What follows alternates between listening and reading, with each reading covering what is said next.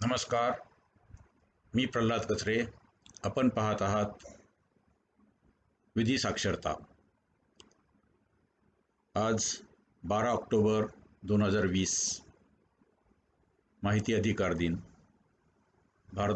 भारतामध्ये माहितीच्या अधिकाराची सुरुवात 12 ऑक्टोबर 2000 पासून पूर्ण देशभर सर्व तरतुदींनिशी झाली होती आणि म्हणून गेली 15 वर्ष देशभर नागरिक मोठ्या आनंदाने हा माहिती अधिकार दिन साजरा करतात. जगाच्या पाठीवरती इंटरनॅशनल RTI डे म्हणून 28 सप्टेंबर हा दिन साजरा केला जातो. पण भारतामध्ये 15 जून 2005ला कायदा अंशतः लागू झाला आणि त्यानंतर 120 दिवसाने म्हणजे पूर्ण देशभर सर्व तरतुदींनिशी हा कायदा 12 ऑक्टोबर 2005 पासून लागू झाला होता. त्या दिवशी खऱ्या अर्थानं भारतीय नागरिकांना त्यांच्या सार्वभौमत्वाचं भान मिळालं. पहिल्यांदा शासकीय सर्व प्राधिकरणांच्या अभिलेखातील कोणतीही माहिती मागण्याचा अधिकार प्राप्त झाला आणि घटनेमध्ये जो दिलेला अधिकार आहे सार्वभौमत्वाचा, तो अधिकार प्रत्येक नागरिकामध्ये वितरित झाल्यासारखा प्रत्येक नागरिक 12 ऑक्टोबर 2005 पासून स्वतःला सबल किंवा एम्पावर्ड अशा प्रकारे मानतो आहे.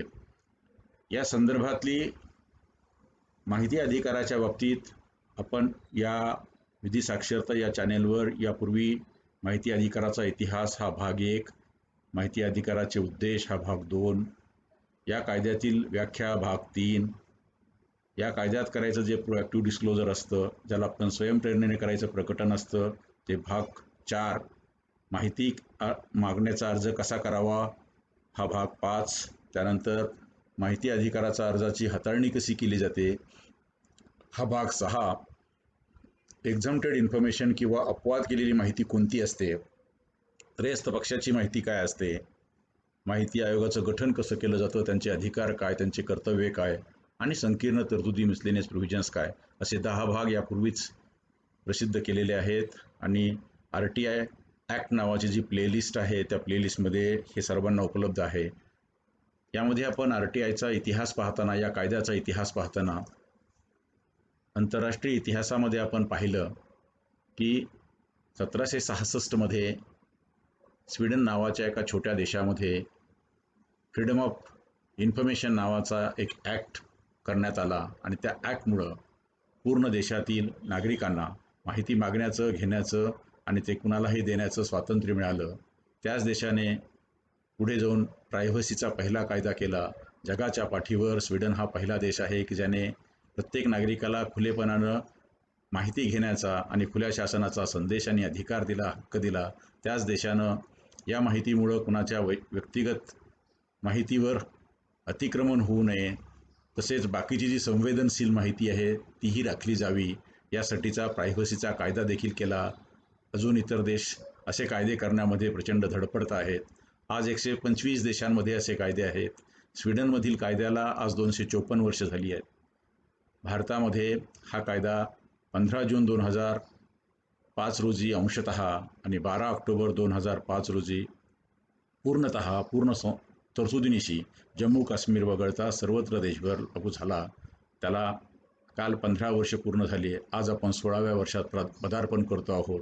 या देशामधल्या कायद्याचं 15 वर्ष पूर्ण होऊन 16वं वर्धापन दिन आपण साजरा करतो आहोत.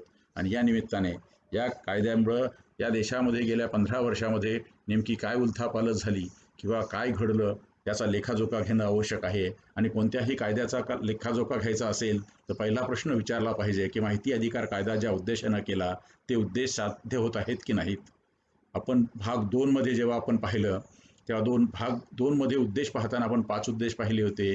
एक तर या कायद्याचा पहिला आणि अत्यंत महत्त्वाचा उद्देश आहे की इन्फॉर्म सिटिझनरी, ज्याला आपण माहितगार नागरिक आणि माहितगार नागरिकांचे गट निर्माण करणं.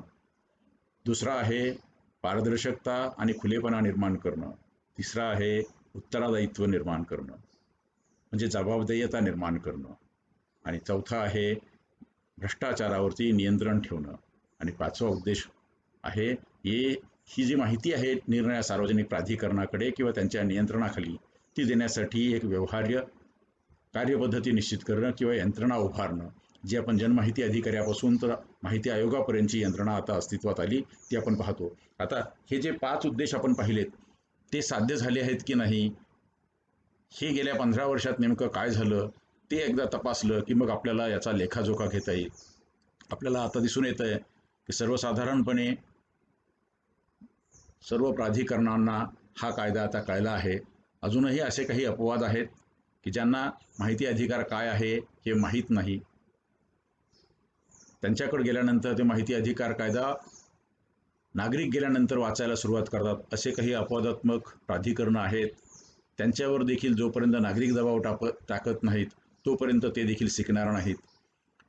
या प्रश्नाची उत्तरं देताना आपण या RTIमध्ये किंवा माहितीच्या अधिकाराच्या कायद्यामध्ये कोणकोण स्टेक होल्डर असू शकतात, यामध्ये आपल्याला 4 स्टेक होल्डर दिसतात. एक आहे पहिलं तर शासन, केंद्र शासन, राज्य शासन, ज्याला आपण अप्रोप्रिएट गव्हर्नमेंट किंवा समुचित शासन असं कायद्यामध्ये म्हटलेलं आहे.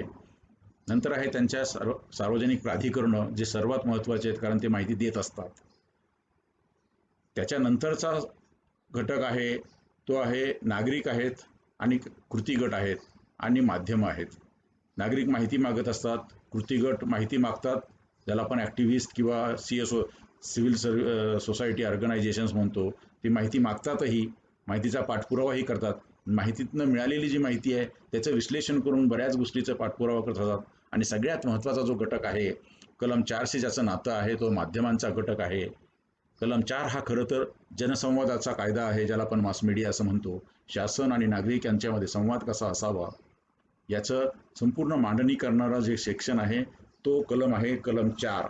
आणि या कलम 4शी अत्यंत संबंध असणारे हे माध्यम आहेत.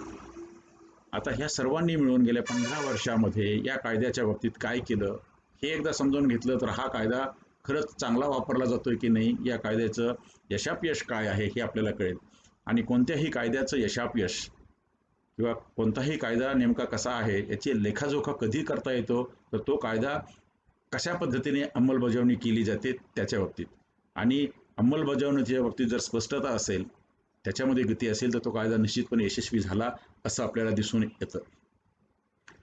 पण आज आलेल्या बातम्या पाहिल्या तर या कायद्याविषयी लोकमत काय आहे, आजच्या निरनिराळ्या वृत्तपत्रांमध्ये असं दिसून येते की माहिती अधिकार कायदा व्हेंटिलेटरवर असं हे हेडिंग आहे. इथे जे एक नवीन आहे ते ट्रान्सपरन्सी इंटरनॅशनलचा हा रिपोर्ट आहे. त्यांनी एक स्टेट रिपोर्ट केलेला आहे, तो 2019चा आहे. 1 ऑक्टोबर 2019 पर्यंतच्या त्या फिगर्स केल्यात, म्हणजे 30 सप्टेंबर 2019 पर्यंतच्या ज्या फिगर आहेत त्या माझ्यासमोर आहेत. या फिगरमध्ये असं दिसतंय की आपल्या पूर्ण देशामध्ये गेल्या 14 वर्षात म्हणजे 30 सप्टेंबर 2014 पर्यंत, तिथनं पुढचा जो काळ आपण पाहिला तो फारसा काळ नाही आहे. कारण सप्टेंबरनंतर फक्त ऑक्टोबर, नोव्हेंबर आणि डिसेंबर, जानेवारी, फेब्रुवारी, मार्चपासनं जवळपास कामकाज आज अखेर बंद आहे. फारसं त्यानंतर अर्ज झाले नाही आहेत. अर्ज आले असतील, संख्या वाढली असेल, पण इतक्या गतीनं वाढली नाही जी गेल्या 15 वर्षामध्ये वाढली आहे. तेव्हा आपण किमान 30 सप्टेंबरपर्यंतची पूर्ण देशातली, सर्व राज्यातली, केंद्रातली ही संपूर्ण माहिती आपल्याकडे इथं उपलब्ध झाली आहे. तर गेल्या 15 वर्षामध्ये पूर्ण देशामध्ये अर्जांची संख्या आहे 3,02,08,656 अर्ज आलेले आहेत. आणि याच्यापैकी बहुतांशी अर्जांना माहिती दिली आहे. आणि साधारण याच्यातनं निर्माण झालेली जे अपील आहेत ते 25 लाखाच्या आसपास अपील आहेत असं आपल्याला दिसतं. याचा अर्थ लोक खूप मोठ्या संख्येनं पुढे येत आहेत, अर्ज करतायत आणि ट्रान्सपरन्सी आणि अकाउंटेबिलिटीची मागणी करतायत असं आपल्याला दिसतं. सर्वात जास्त अर्ज आले आहेत ते सेंट्रल गव्हर्नमेंटकडे आले आहेत असं दिसतं. त्याच्यानंतर राज्याच्या बाबतीत पहिला क्रमांक लागतो, तो क्रमांक आहे महाराष्ट्राचा. जवळपास 61,80,000 अर्ज महाराष्ट्रामध्ये गेल्या 15 वर्षामध्ये आलेली आहेत. त्यापैकी बहुतांशी अर्जावरती निर्णय देऊन आज जर आपण पाहिलं तर आयोगाकडे प्रलंबित असणाऱ्या अपिलांची संख्या तशी मोठीच आहे. दुसऱ्या अपिलाची संख्या मोठीच आहे, ती आहे 50,000च्या पेक्षा जास्त. म्हणजे याचा अर्थ एक आहे की या कायद्याची अंमलबजावणी मोठ्या प्रमाणावर सुरू झाली आहे. आता ती अंमलबजावणीचा दर्जा काय आहे हा तपासण्याचा भाग पुढे असू शकतो. टॉप 5 आपण RTI ॲप्लिकेशन रिसिव्हिंग स्टेट्स किंवा टेरिटरी जर पाहिलं तर सेंट्रल गव्हर्नमेंट हे फर्स्ट येतं, महाराष्ट्र हे दुसरं आहे, तामिळनाडू हे तिसऱ्या क्रमांकावर आहे, कर्नाटक हे चौथ्या क्रमांकावर आहे आणि केरळ हे 5व्या क्रमांकावर आहे, असं आपल्याला या ठिकाणी दिसतं. गेल्या 3 वर्षातल्या महाराष्ट्रात पेनल्टी किती PIOजना केली याचा देखील शोध ट्रान्सपरन्सी इंटरनॅशनल इंडियाने घेण्याचा प्रयत्न केला. त्या दिसतंय 16, 17 आणि 18 तिन्हीच्या बाबतीत केसेस डिस्क्लोज केल्या नाहीत, संख्या सांगितली नाही. पेनल्टी इम्पोज किती केली ते सांगितलं नाही आणि पेनल्टी रिकव्हर किती केली ही माहिती दिली नाही, असं त्या रिपोर्ट कर्त्याने या ठिकाणी लिहिलेलं आहे. हा रिपोर्ट खुला आहे, गुगलवर आपण जर का पाहिलं तर आपल्याला दिसू शकेल. जनमानसामध्ये किंवा सर्व समाज घटकांमध्ये जेव्हा आपण विचारपूस करतो तेव्हा माहिती अधिकार नेमका कसा आहे, तेव्हा माहिती अधिकाराच्या बाबतीत सर्वसाधारणपणे जाणती माणसं किंवा जाणते नागरिक त्याचं जे वर्णन करतात ते म्हणतात की RTI is a revolutionary piece of legislation. काही लोक म्हणतात it is a backbone of Indian democracy. ज्युरिस्टला विचारलं तर ते म्हणतात the best and the most effective law legislated in independent India. आणि बाकी बुद्धिवंतांना विचारलं तर ते म्हणतात it is a sunshine law. अशा पद्धतीचा जर हा कायदा आहे तर बघ आता नेमकं असं काय झालं की तो व्हेंटिलेटरवर आला. म्हणून याची आपण स्वॉट अनालिसिस ज्याला आपण म्हणतो, ज्याला आपण स्ट्रेंथ, विकनेसेस, अपॉर्च्युनिटीज अँड थ्रीट्स पाहू, त्यासाठी आपण शक्तीस्थळं पाहिले तर खुलेपणा आणि पारदर्शकता तसंच उत्तरदायित्व मागणी करणारे खूप अर्ज यायला लागले आहेत आणि शासनाला देखील त्याचं प्रेशर किंवा त्याचं जो काही दबाव येतोय तो जाणवायला लागला आहे, असं एकूण या अर्जाच्या संख्येवरून, अपिलाच्या संख्येवरून आणि एकूण चाललेल्या हालचालीवरून दिसतं. दुसरं जर का शक्तीस्थळ असेल तर माहिती मागण्याचं कारण देण्याची शक्ती नाही हे आता लोकांना कळलं, लोकही देत नाहीत आणि हळूहळू आता मानसिकता, व्यवस्थेची मानसिकता बदलायला लागली आहे, ज्याला आपण म्हणतो व्यवस्था कुस बदलायला लागली आहे. तेव्हा फारसे PIO देखील हे मागत नाहीत. लोकांना हे कळून चुकलेलं आहे आणि शासनालाही हे माहीत झालेलं आहे की राईट टू इन्फॉर्मेशन ॲक्ट हा सुशासनाच्या दिशेनं जाणारा एक हमरस्ता आहे. जनतेचा दबाव आणि अंकुश वाढतो. मला वाटतं हेच कायद्याच्या यशाचं गमक आहे. गेल्या 15 वर्षामध्ये या शक्तीस्थळाच्या आधारावरती हा कायदा ताकदीने पुढे आला आहे, सर्व लोकांपर्यंत पोहोचला आहे आणि तो लोकांच्या गळ्यातला ताईत बनला आहे. आणि म्हणूनच UPAच्या काळामध्ये या कायद्यामध्ये बदल करायचे प्रयत्न केले, ते नागरिकांनीच हाणून पाडले. नंतर मात्र 2019मध्ये मात्र या कायद्यामध्ये काही बदल केले आणि हा कायदा अशक्त करण्याचा किंवा या कायदा थोडासा वीक करण्याचा प्रयत्न केला गेला आणि त्यातनं काही विकनेसेस आपल्याला पुढे दिसत आहेत. ते आहेत कच्चे दुवे. एकतर पहिला अपिलीय अधिकारी ही जी लिंक आहे ती अत्यंत लूज लिंक आहे. त्या ठिकाणी मोठ्या प्रमाणावरती हेळसांड होते अशी सर्वसाधारणपणे तक्रार आहे. ती नागरिकांची आहे, सुपरवायझरी ऑफिसर्सची देखील आहे. एक तर त्या अधिकाऱ्यांना वेळ नाही असं असू शकेल किंवा त्यांना प्रॉपर ट्रेनिंग नाही असं असू शकेल. पण पहिलं अपील ज्या स्पिरिटनं, ज्या पद्धतीनं, ज्या सिरियसनेसनं, ज्या सिन्सिरिटीनं चालवलं गेलं पाहिजे ते त्या पद्धतीने होत नाही. दुसरं, माहिती मिळण्यामधील जे अडथळे आहेत किंवा या अंमलबजावणीच्या प्रोसेसमध्ये जी काही विकनेस आहेत, तो सगळ्यात महत्त्वाचा विकनेस आहे इन्फॉर्मेशनचं मॅनेजमेंट. बहुतांशी सार्वजनिक प्राधिकरणांच्या कार्यालयामध्ये जे अभिलेख व्यवस्थापन ठेवलं जातं किंवा अभिलेखन व्यवस्थापन केलं जातं, ज्याला आपण रेकॉर्ड मॅनेजमेंट किंवा इन्फॉर्मेशन मॅनेजमेंट होतो, ते सायंटिफिकली केलं जात नाही. बहुतांश रेकॉर्ड हे स्टोरेज ड्रिव्हन पद्धतीने केलं जातं आणि RTI मागतो रिट्रायव्हल ड्रिव्हन पद्धतीने. त्या पद्धतीने मागेल तेव्हा मागेल ती माहिती, म्हणजे राईट टाईमला राईट माहिती जर मिळाली तर राईट पर्सनला लगेच ती देता येते, हे शक्य आहे. पण त्या पद्धतीने सार्वजनिक प्राधिकरणांमध्ये माहिती तशी अरेंज केलेली नाही. कॅटलॉगिंग किंवा इंडेक्सिंग जे अपेक्षित होतं या कायद्यामध्ये ते झालेलं नाही आणि मला असं वाटतं की हा अंमलबजावणीमध्ये राहिलेला फार मोठा विकनेस आहे. प्रशिक्षणं झाली नाहीत असं नाही. या कायद्याचं संचालन करणाऱ्या department of personnel and training government of India, शिवाय प्रत्येक स्टेटची जी जनरल ॲडमिनिस्ट्रेशन डिपार्टमेंट आहे GAD, त्यांनी खूपसे प्रयत्न केलेत. प्रत्येक राज्याची जी काही प्रशासकीय प्रशिक्षण व्यवस्था असते, त्याला ॲडमिनिस्ट्रेटिव्ह ट्रेनिंग इन्स्टिट्यूट्स म्हणतात, त्यांचे मार्फत राज्याचे आणि केंद्राचे मोठ्या प्रमाणावर प्रशिक्षणं झाली आहेत. मात्र हा कायदा छोटा असला तरी तेवढाच तो गुंतागुंतीचा देखील वाटतो.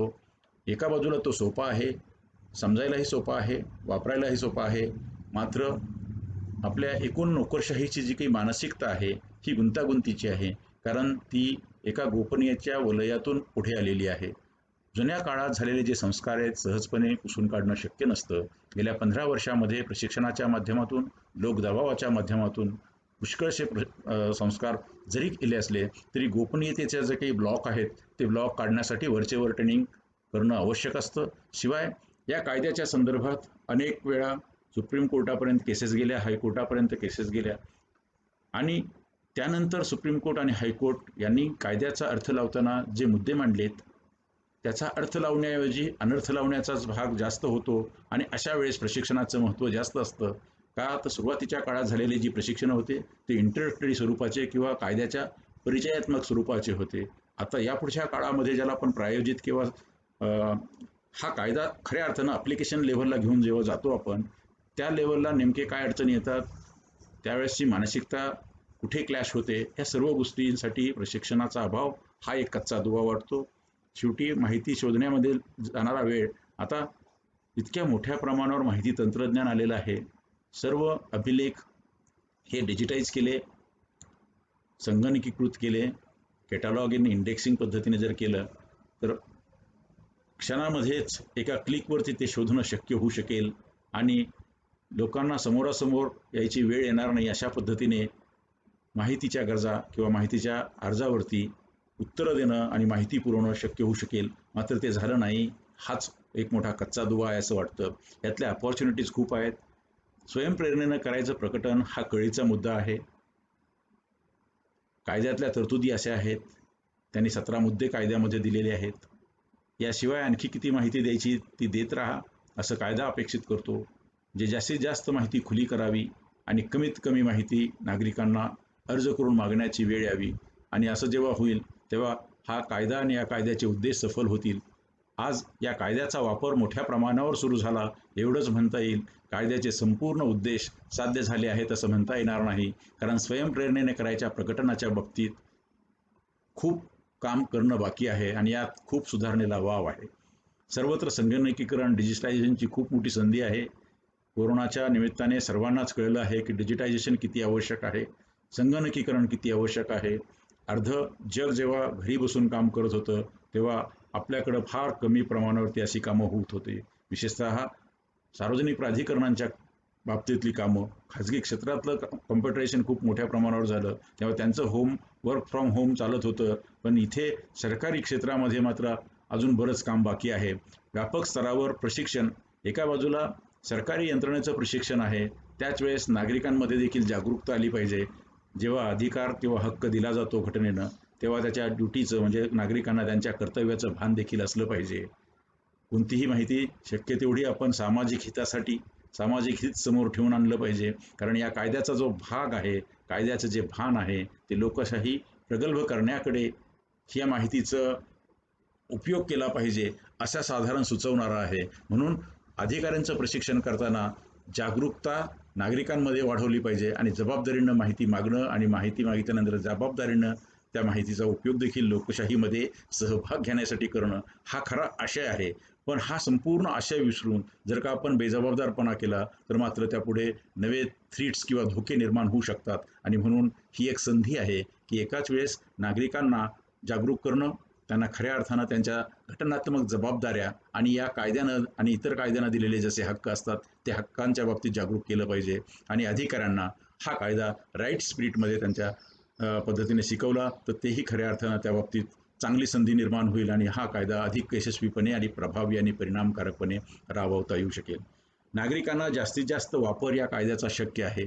यापुढे आज आपल्याला 130 कोटी लोकांपैकी 3 कोटी लोकांनी वापरला, हे खूप मोठं आहे असं मला वाटतं. जरी संख्या आणि पर्सेंटेज कमी असलं तरी प्रत्यक्षात एखाद्या कायद्याची एवढ्या मोठ्या प्रमाणावरती वापर होणं हे मला वाटतं खूप दुर्मिळ असतं आणि माहिती अधिकार कायदा असा एक कायदा आहे की ज्यामध्ये सर्वाधिक लोकांनी हा कायदा स्वतःचा मांडला आणि तो वापरायला सुरुवात देखील केली.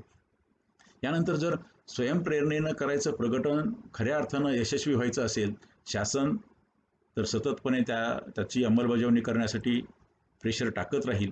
पण सार्वजनिक प्राधिकरणांवरती जर का प्रेशर पडायचं असेल तर नागरिकांनीही सततपणे गेल्यानंतर, कार्यालयात गेल्यानंतर तुमचं खुलेपणानं असणारं जे काही प्रोएक्टिव्ह डिस्क्लोजर आहेत ते आधी आम्हाला दाखवा. त्यात जर माहिती नसेल तरच आम्ही अर्ज करू, अशी भूमिका घेतली पाहिजे. 2, विशेषतः माध्यमं, या देशातल्या माध्यमांनी, खरं तर सर्व समाज घटकांनी हा कायदा वापरला. माध्यमातली खूप लोक हे कायदा वापरतात, पण मला असं वाटतं की माध्यमांनी एडिटोरियल पॉलिसीज केली पाहिजे की जे कोणते स्टोरीज करायच्यात आणि जे कोणते वृत्तांकनं करायचे ते RTI खाली घेतलेल्या माहितीनेच करावेत.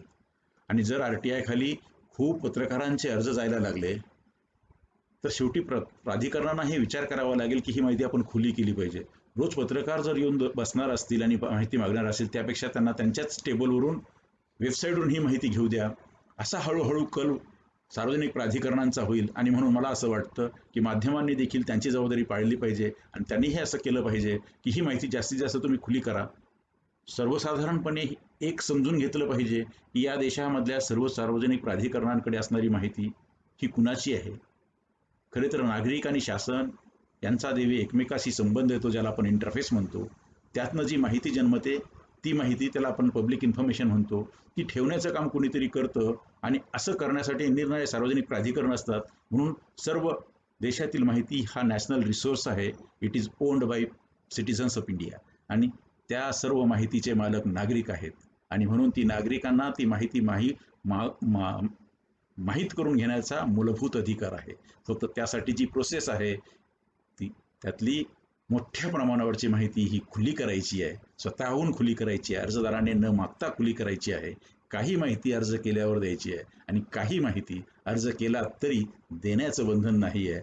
असं ते 3 प्रकारची माहिती आपल्याला RTI मध्ये दिसते. म्हणजे एक प्रोएक्टिव्ह डिस्क्लोजर, दुसरं information to be disclosed on application, आणि third exempted information where there is no obligation to disclose the information. असे प्रकार आपल्याला दिसतात. आणि म्हणून ही संधी आहे, या संपूर्ण अपॉर्च्युनिटीज आहेत की जर आपल्याला RTI पुढे घेऊन जायचं असेल तर या सर्व समाज घटकांनी अशा पद्धतीने सार्वजनिक प्राधिकरणांना सततपणे माहिती खुली करण्यासाठी दबाव टाकला पाहिजे. आता यातले धोके काय? सर्वात महत्त्वाचा धोका आहे, अजूनही सार्वजनिक प्राधिकरणं माहिती देण्यासाठी किंवा प्रोएक्टिव्हली डिस्क्लोज करण्यासाठी माहिती तंत्रज्ञानाचा वापर करत नाहीत. आता सध्या जी वेबसाईटवर अनेकांच्या माहिती दिसते ती केवळ टाईपरायटर म्हणून कॉम्प्युटरचा उपयोग केलेला आहे. कॉम्प्युटरवर टाईप करणं आणि PDF करून टाकणं याला कॉम्प्युटरायझेशन किंवा माहिती तंत्रज्ञानाचा वापर असं म्हणत नाही. कालपर्यंत कडकट्ट करणाऱ्या टाईपरायटरवर करत होतो आणि ते आपण बाहेर लावत होतो. त्याच्याऐवजी आता फक्त थोडंसं मेमोराईज करणारा एक कॉम्प्युटर हा एक सुपर टाईपरायटर म्हणून वापरणं, याला आपण माहिती तंत्रज्ञानाचा वापर म्हणत नाहीत. खरं तर 2005 रोजी सार्वजनिक प्राधिकरणाचे बजेट्स काय होते, त्यांना किती रकमा कोणत्या कोणत्या कामासाठी मंजूर झाल्या होत्या, त्यापैकी किती प्रत्यक्षात हातात मिळाल्या, त्यापैकी किती प्रत्यक्षात खर्च झाल्या आणि किती सरेंडर झाल्या, त्यात लाभार्थी कोण होते, आणि त्यासाठीचा जो काही आर्थिक एक व्हॉल्यूम आहे प्रोएक्टिव्ह डिस्क्लोजरला, तो आणि तेव्हापासून 5, 6, 6, 7, 7, 8, 9, आजच्या तारखेपर्यंत मला 2005 पासून एखाद्या संस्थेचं आपण समजून घेऊ की एक कुठली तरी महानगरपालिका आहे, महानगरपालिकेचं निरनिराळ्या अकाउंट हेडखाली 2005-6ला काय परिस्थिती होती आणि आज त्यांची काय परिस्थिती, असं मला प्रत्येक वेळी जेव्हा डायनॅमिकली पाहता येईल. म्हणजे ती महापालिका, मग महापालिकेमध्ये RTIचं पोर्टल, RTIच्या पोर्टलमध्ये प्रोएक्टिव्ह डिस्क्लोजरमध्ये जो व्हॉल्यूम आहे त्या व्हॉल्यूमवर मी जाणार आणि त्या व्हॉल्यूमवर गेल्यानंतर तो मला विचारणार कोणत्या महिन्याची कोणत्या वर्षाची माहिती पाहिजे. आणि जर आणखी ती महापालिका खरंच आणखी RTI जर का कंप्लायंट असेल तर त्यांनी विचारलं पाहिजे मला कोणत्या महिन्यातला खर्च पाहिजे, कोणत्या महिन्यातलं तुम्हाला याच्या ॲक्टिव्हिटीज पाहिजे, आणि मला ती जर देतात आणि जर का ती डेली आणि रिअल टाईम बेसिसवर दिली तर नथिंग लाईक इट. जर इतक्या पद्धतीने खुलेपणा असेल त्याला माहिती तंत्रज्ञानाचा वापर म्हणतो. आणि आजच्या तारखेला तो अत्यल्प आहे. हा फार मोठा धोका आहे. जग एवढ्या प्रचंड वेगानं पुढे जात असताना, सर्वत्र बदल होत असताना, क्रांती होत असताना, RTIच्या इम्प्लिमेंटेशनमध्ये माहिती तंत्रज्ञानाचा अत्यल्प वापर हा मोठा धोका आहे. तो वापर वाढला पाहिजे. सर्व स्तरावर संवेदनशीलतेचा अभाव आहे. संवेदनशीलता ती वाढली पाहिजे सर्वत्र, विशेषतः वरचा स्तर जो आहे, शासनाचा जो वरचा हायेस्ट लेव्हलचे जे काही अधिकारी असतील, त्याच्यानंतर जे सार्वजनिक प्राधिकरणाचे प्रमुख असतील, मला असं सारखं दिसून येतं सार्वजनिक प्राधिकरणाचा जो PIO आहे आणि पहिला अपिली अधिकारी आहे, त्या दोघांपर्यंत ह्या गोष्टी जातात. वरचे फक्त मग रिपोर्ट पाठवणं आणि बाकीच्या गोष्टी करणं, म्हणजे ह्या एका लिमिटेड स्तरापर्यंत RTI समजला जातो किंवा RTI हाताळला जातो. बाकीच्या स्तरांमध्ये काही त्याच्या बाबतीतली जी काही संवेदनशीलता आहे त्याचा खूप मोठा अभाव आहे. माहिती अधिकारांच्या अधिकार अर्जदारांच्या सुरक्षिततेचा खूप मोठा मुद्दा आहे. माहिती अधिकार कायदा आल्यापासून खूप अर्जदारांनी चांगले अर्ज केलेत. सामाजिक हिताची खूप माहिती बाहेर आली. 2G स्पेक्ट्रम त्यातनं बाहेर आलं. जमिनीचे घोटाळे, मायनिंगचे घोटाळे, आदर्श सारखे सोसायटीचे घोटाळे, लँडचे इश्यू, मोठमोठ्या बँकांनी मोठमोठ्या कर्जदारांच्या माफ केलेल्या रकमा, अशा खूप PPP मधील घोटाळे, खूप माहिती बाहेर आली. पण हे करत असताना अनेक अर्जदारांना त्यांचा स्वतःचा जीव देखील गमवावा लागला. अनेक अर्जदारांच्या हत्या झालेल्या आहेत. RTIचं अर्जदाराला व्हिक्टिमाइज केलं गेलं, म्हणून त्यांच्या सुरक्षिततेचा मुद्दा हा देखील एक धोक्याचा मुद्दा आहे आणि हाही या थ्रीट्समध्ये आपण लिहितो आहोत. सगळ्यात महत्त्वाचं आहे राजकीय पक्षांची दुटप्पी वर्तणूक. RTIच्या युजरमध्ये सर्वाधिक युजर जर असतील तर ते राजकीय पक्षाचे निरनिराळे कार्यकर्ते असतात, कारण त्यांना त्यांच्या परस्पर विरोधी जे गट असतात त्यांचे सर्व व्यवहार माहीत असतात आणि शासनाशी होणाऱ्या व्यवहाराविषयी ते नेहमी परस्पर विरोधी किंवा रायव्हल्स ज्याला आपण म्हणतो त्यांची माहिती मागत असतात. मोठ्या प्रमाणावरती राजकीय पक्ष माहिती अधिकाराचा वापर करतात. त्यांच्या दृष्टीने हे टूल खूप उपयोगाचं आहे. मात्र जेव्हा ते सत्तेत जातात तेव्हा RTIच्या वापरासाठी लागणारं जे काही एन्व्हायरमेंट आहे, त्याच्यासाठी लागणारा जो काही लिगल सपोर्ट आहे, त्याच्यासाठी लागणारे जे काही माहिती आयुक्त आहेत, त्यांच्या नेमणुका आहेत, या सगळ्यांच्या बाबतीत ते साफ विसरून जातात आणि ते त्यांच्या पद्धतीने काम करतात. म्हणून तर 5 वर्षांनी राजवट बदलते. 2005 पासून आत्तापर्यंत कित्येकदा राजवटी बदलल्या, निवडणुका झाल्या, नव्या राजवटी आल्या. कधी कॉम्बिनेशन म्हणजे निर्णय पक्ष एकत्र येऊन सरकार आलं, कधी एकाच पक्षाचं सरकार आलं, म्हणून परिस्थिती बदलली नाही. सेंट्रल इन्फॉर्मेशन कमिशनच्या फुल बेंचनं निर्णय दिला की राजकीय पक्षांनी माहिती अधिकार स्वीकारला पाहिजे आणि ते माहिती अधिकाराच्या कक्षेत येतात. 6 पक्षांच्या बाबतीत त्यांनी आदेश दिला. हे हायकोर्टात पण गेले नाहीत, हे सुप्रीम कोर्टात पण गेले नाहीत आणि यांनी केंद्रीय माहिती आयोगाचा हा आदेश पण पाळला नाही. मला असं वाटतं की रूल ऑफ लॉमध्ये एवढा एखाद्या आदेशाचा आणि एवढ्या एखाद्या कायद्याची विटंबना करणं हे खरं तर योग्य नाही. आणि हे नेमकं जेव्हा विरोधात असतो तेव्हा हा कायदा खूप चांगला, आणि जेव्हा सत्तेवरती जातो तेव्हा मात्र मुग्धपणे तो कायदा जास्त परिणामकारक आणि प्रभावी कसा वापरला जाणार नाही हे पाहणं मला असं वाटतं की हे नक्कीच दुटप्पीपणाचं आहे, ही डबल स्टँडर्डची वागणूक आहे आणि ही बदलली पाहिजे. नाही तर ही कायद्याच्या दृष्टीने, देशाच्या लोकशाहीच्या दृष्टीने अत्यंत धोकादायक आहे. या तर अनेकदा सार्वजनिक प्राधिकरणाचे अधिकारी, ते जनमाहिती अधिकारी असतील किंवा अपिली अधिकारी असतील, निरनिराळ्या तरतुदींचा जेव्हा अर्थ लावतात तेव्हा ते अर्थ लावण्याऐवजी ते अनर्थ लावतात, असं बऱ्याचदा घडलं. आणि आता सर्वात मोठा प्रश्न, माहिती नाकारताना सुप्रीम कोर्टाचे किंवा हायकोर्टाचे निवडक निर्णयामध्ये सुप्रीम कोर्ट आणि हायकोर्ट कधीच माहिती देऊ नका किंवा माहिती नाकारा असं कधीही सांगत नाही. आणि कोणत्याही सुप्रीम कोर्टाच्या निर्णयाचा आधार घेऊन माहिती नाकारणं, त्यासाठी काय ती केस आयडेंटिकल आहे का आणि त्यामध्ये जे लिहिलेल्या गोष्टी आहेत त्या साधल्या जातात का हे पाहिलं जात नाही. आणि मला वाटतं हा देखील एक धोका आहे. तो समजुतीच्या घोटाळ्याचा धोका आहे. पण वर्षानुवर्षामध्ये जी कलोनियल माइंडसेट झालेला आहे की जो सिक्रेसीचा माइंडसेट आहे, तो सहजपणे डिस्क्लोजर किंवा ओपननेस ॲक्सेप्ट करत नाही आणि त्यामध्ये सिक्रेसीच्या जागेवरती ज्याला आपण कल्चर ऑफ शेअरिंग म्हणतो ती इस्टॅब्लिश होत नाही. हा देखील मोठा धोका आहे आणि तो पुन्हा पुन्हा एकदा इथे प्रशिक्षणाचा अभाव असल्यामुळे कदाचित आत्मविश्वास नसेल, त्यामुळे असू शकेल. हा या ठिकाणी धोका आपल्याला दिसून येतो.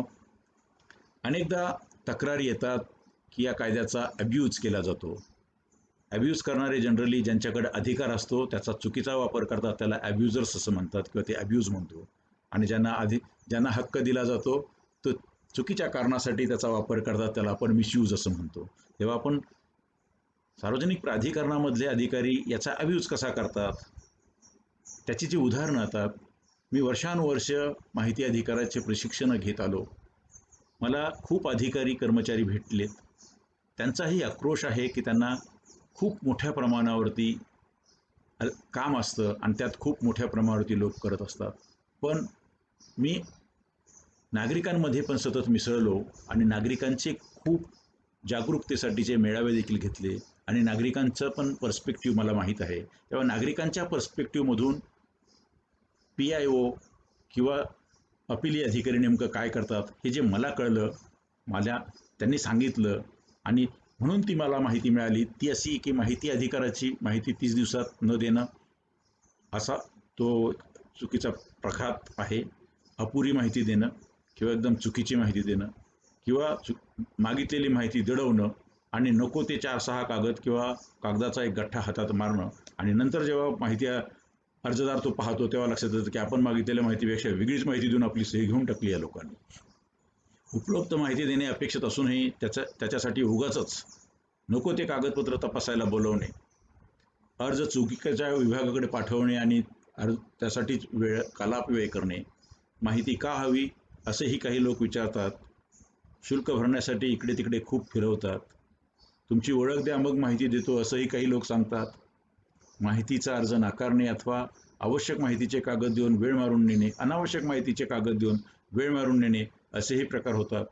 अपिली अधिकाऱ्याच्या बाबतीत असं म्हटलं जातं की अपिली अधिकारी हा जनमाहिती अधिकाऱ्याचा वरिष्ठ अधिकारी असतो.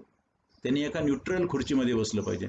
त्याच्या दृष्टीने अर्जदारही सारखाच आणि जरी त्याच्या हाताखालचा कर्मचारी असेल तर तो जनमाहिती अधिकारी हा सारखाच. दोघांच्या दृष्टीने हा एक तटस्थ न्यूट्रल असला पाहिजे. पण बहुतांशी वेळा असं होतं की तो आपल्या जनमाहिती अधिकाऱ्याचीच बाजू घेतो असं लोक म्हणतात. असे अनेक नानाविध प्रकार सर्रास घडताना दिसतात आणि असं जर कोणी जाणीवपूर्वक करत असेल तर त्याला नक्की ॲब्यूज असं म्हटलं पाहिजे आणि हे खूप गंभीर आहे.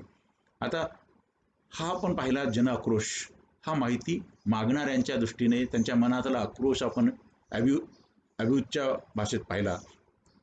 आता जनमाहिती अधिकारी जेव्हा त्यांच्या प्रशिक्षणाला जातो तेव्हा ते असं सांगतात की साहेब लोक येतात, नागरिक अर्ज करतात, पण ते विशिष्ट ठरलेले लोक आहेत आणि तेच सारखे आमच्या ऑफिसच्या आजूबाजूला घोटाळत असतात. तेच एकाच विषयाचे वारंवार अर्ज देतात. एक अर्ज दिला की त्यातले शब्द खालीवर करणार, त्याच्यातल्या ओळी बदलणार आणि पुन्हा अर्ज देणार. अवलोकनासाठी संधी दिली तर बिलकुल येणार नाहीत. सार्वजनिक हिताशी संबंधित नसणारी थर्ड पार्टीची माहिती जाणीवपूर्वक मागत राहणार आणि केवळ त्रास देण्याच्या हेतूने अर्ज करून माहिती देण्यासाठी अधिकाऱ्यांना हैराण करणार. असे अनेक आणि नाना प्रकार सर्रास होत असतात. हे खूप गंभीर आहे. खूप बातम्या पण येतात आणि यामुळं खऱ्या अर्थानं एका अत्यंत अद्वितीय अशा या चांगल्या लोकहिताच्या कायद्याच्या बाबतीत काम करणाऱ्या इतर चांगल्या लोकांचं देखील बदनामी यत्न होते. माहिती अधिकाराचे कार्यकर्ते असा शब्द कुठेही लिहिलेला नाही. अनेक लोक स्वतःला RTI ॲक्टिव्हिस्ट असं बोलतात. RTI ॲक्टिव्हिस्ट अशी व्याख्या कुठंच दिलेली नाही. मात्र RTIचं काम करतात म्हणून ते स्वतःला, काही लोक सोशल ॲक्टिव्हिस्ट असतात, फक्त समाजासाठी काम करतात. काही लोक एन्व्हायरमेंटचं काम करतात म्हणून ते एन्व्हायरमेंटल ॲक्टिव्हिस्ट म्हणतात. काही लोक निरनिराळ्या चाइल्ड लाईन्समध्ये काम करतात, निरनिराळ्या ठिकाणी काम करतात.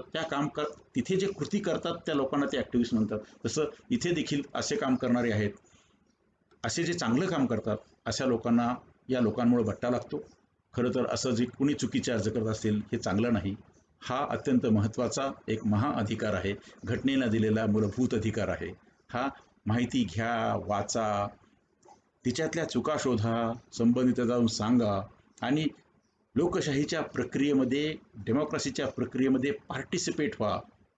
लोकशाही समृद्ध करण्याच्या प्रक्रियेत सुद्धा आत्तापर्यंत जेवढे स्कॅम बाहेर आले त्याच्यावर प्रचंड चर्चा झाली, त्याच्यातनं अनेक केसेस कोर्टात गेल्या, कोर्टानं त्याच्यावरती निकाल दिले, म्हणजे व्यवस्था सुधारण्याचा प्रयत्न झाला. पण या व्यवस्था सुधारण्याच्या प्रयत्नामध्ये दुसरी एखादी उपव्यवस्था निर्माण होऊ नये, म्हणजे ज्याच्या बाबतीत अधिकारी ॲब्यूज सांगतात किंवा जे मिसयूज सांगतात की हे येतात आणि लोक मग त्यालाच ब्लॅकमेलिंग असं म्हणतात. खरं तर ब्लॅकमेलिंग असा काही असू शकत नाही.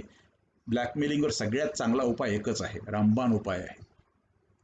काय वाटेल तेवढी माहिती वेबसाईटवर टाकून ठेवा, जास्तीत जास्त माहिती टाकून ठेवा, आणि जेव्हा कुणी मागेल तेव्हा वेबसाईटचा पत्ता द्या आणि त्यांना सांगा की वेबसाईटवर जा. कोणीही तुमच्यावर दबाव आणण्याची शक्यता नाही. पण तरी देखील लक्षात ठेवा, व्यवस्थेमध्ये RTIची माहिती देणं एवढंच एक काम अधिकाऱ्यांना नसतं, त्यांना बाकीही खूप कामं असतात. आणि अशा खूप कामांमधून RTI हा एक काम. पण त्यासाठी जर का एकाच विषयाचे वारंवार अर्ज, तेच शब्द बदलून, तेच ओळी बदलून, तेच करून आणि रोज डोक्यावर जाऊन बसून त्यांना जर त्रास देण्याचा प्रकार होत असेल, तर मला असं वाटतं की त्या अधिकाऱ्यांची, बरं ही एका अधिकाऱ्याने तक्रार केली असती, एखाद्या दुसऱ्या अधिकाऱ्याने तक्रार केली असती तर आपण समजू शकतो. पण गोव्यात गेल्यानंतर ही तक्रार तशीच असावी, हैदराबादला गेल्यानंतर तक्रार तशीच असावी, लखनौला गेल्यानंतर तक्रार तीच असावी, महाराष्ट्राच्या निरनिराळ्या जिल्ह्यांमध्ये तक्रार तीच असावी. मला असं वाटतं सर्व चुकीचं बोलतील असं होऊ शकत नाही. तेव्हा मला असं वाटतं की असे गैरप्रकार किंवा असे चुकीचे वापर कदाचित करू शकत असेल. कोणताही जाणता RTIचा यूज करणारा RTI ॲक्टिव्हिस्ट असं करणार नाही. मात्र असे काही प्रवृत्ती असतात, पाचही बोटं सारखे नाही असं म्हणतात. पण या सगळ्यांवरचा चांगला उपाय मॅक्झिमम डिस्क्लोजर करणं हाच आहे. तेव्हा मी तर या आजच्या सुदिनी सर्व सार्वजनिक प्राधिकरणांना आवाहन करेल की जास्तीत जास्त माहिती खुली करावी, आणि असे कोणी अर्जदार असतील तर नक्की त्यांच्याविरुद्ध पोलिसात कारवाई केली पाहिजे. त्याच्याशिवाय दुसरा कोणीच नाही. जर त्यांना असं क्रूड मिसयूज आहे असं वाटलं तर त्यांनी नक्कीच त्याच्याविरुद्ध कारवाई केली पाहिजे. कुणी याचा चुकीचा वापर करून पूर्ण व्यवस्थेला बदनाम करत असेल तर त्यांना माफ करण्याचा प्रश्न येत नाही. माहिती अधिकाराची जेव्हा 15 वर्षे आहेत तेव्हा काही अंशी दोष आपल्याकडे आहे. म्हणून मी नेहमी म्हणतो की सर्व जबाबदारी सरकारवर सोडून आपल्याला सामना नाही. एक लक्षात ठेवलं पाहिजे की हा कायदा जेव्हा आला तेव्हा अर्धी लढाई जिंकलेली असते. आता अर्धी लढाई जिंकायची असते त्या कायद्याच्या इम्प्लिमेंटेशनमध्ये. 2005 रोजी कायदा आला. आपल्याला स्वातंत्र्य मिळालं 1947 साली. आपली घटना झाली 1950 साली. म्हणजे 1950ला आपण प्रजासत्ताक झालो. प्रजेची सत्ता 1950ला आली. 1950 पासून तर 2005 पर्यंत, म्हणजे ते 50 अधिक 5 55 वर्ष आपण फक्त उच्चाराचा आणि अभिव्यक्तीच्या स्वातंत्र्यासाठी काहीतरी व्यवस्था आणा यासाठीचे लढे लढत राहिलो. अर्धी लढाई जिंकली ज्या दिवशी 2005ला कायदा झाला, आणि ती तारीख आहे 12 ऑक्टोबर 2005. त्यापासून सुरुवात झाली, आणि स्वातंत्र्यानंतर असा पहिलाच कायदा आहे की जो सर्व तुमच्या हक्कांपासून, जसे राजकीय हक्क असतात, सामाजिक हक्क असतात, सांस्कृतिक हक्क असतात, तसा माहितीचा एक हक्क आहे. पण हा सगळ्या तुमच्या मूलभूत स्वातंत्र्यांचा बेडरॉक आहे, ज्याला आपण म्हणतो की तो त्याचा पाया आहे किंवा त्याची मूलाधार आहे. आणि त्या मूलाधाराला इम्प्लिमेंट करण्यासाठी हा अधिकार जेव्हा आपल्याला मिळाला तेव्हा राज्यघटनेने दिलेला हा महाअधिकार आपण सर्वांना अत्यंत जबाबदारीनं वापरला पाहिजे. आणि स्वातंत्र्यानंतर असा पहिलाच मूलभूत कायदा आहे की जो नागरिक, सामान्य व्यक्ती आणि करदाता, सरकार, नोकरशाहीच्या विरोधामध्ये वापरू शकतो. आपल्याच देशामध्ये जर असं काही कुठे माहिती कोणी लपवत असेल तर ती आपल्याला कायद्याच्या आधाराने हक्क म्हणून मिळू शकते. तेव्हा आपण या कायद्याचे जे काही स्वोट ॲनालिसिस आहे, त्याची शक्तीस्थळं पाहिलीत, त्याचे कच्चे दुवे पाहिलेत, त्याच्या संधी पाहिल्यात आणि त्याच्यातले धोके पाहिलेत. हे सर्व पाहिल्यानंतर या पुढच्या काळामध्ये देखील सततपणे शासनाकडून अपेक्षा करण्यापेक्षा आता गेल्या 15 वर्षामध्ये पुरेसे माहितगार आपण झालो आहोत. शहरामध्ये खूप चांगली पब्लिसिटी झाली, लोकांना हे कळलं. पण खेड्यातही आता हा कायदा माहीत नाही असे लोक सापडणार नाही. त्याचं कारण आहे की सामाजिक माध्यमं जी आहेत त्या माध्यमांच्या मार्फत, नंतर इलेक्ट्रॉनिक माध्यमांच्या मार्फत सततपणे चर्चा होत असते. वृत्तपत्रातून देखील भरभरून याच्यावरती लिहून येतं. सक्सेस स्टोरीज फारशा होत नाहीत. नेहमी लक्षात ठेवा, चुकीच्या गोष्टी पब्लिश होतात आणि याच्यातल्या चांगल्या गोष्टी पब्लिश होत नाहीत. कुठेतरी चुकीच्या एखाद्या अर्जदारावरती कारवाई झाली आणि ब्लॅकमेलिंग होतं याच्या खूप बातम्या येतात. मला असं वाटतं की खूप सार्वजनिक प्राधिकरणांमध्ये खूप चांगली माहिती पण दिली जाते. असे असंख्य सार्वजनिक प्राधिकरणं आहेत ते सततपणे अर्जदाराच्या बाजूनं काम करतात. अत्यंत चांगलं बिहेवियर ठेवून लोकांनी अगदी कॉर्पोरेट वर्ल्डसारखं लोकांशी वागतात, खूप चांगले आणि त्यात नागरिक देखील समाधानी असतात. अशा सक्सेस स्टोरी ज्याला आपण म्हणतो, की ह्या यशोगाथा देखील पब्लिश झाल्या पाहिजेत, त्या लोकांच्यापर्यंत पोहोचल्या पाहिजेत. म्हणजे या कायद्याकडे पाहण्याचा जो दृष्टिकोन आहे तो कलुषित दृष्टिकोन ज्या ज्या कुणाकडे असेल तो कमी होऊ शकेल.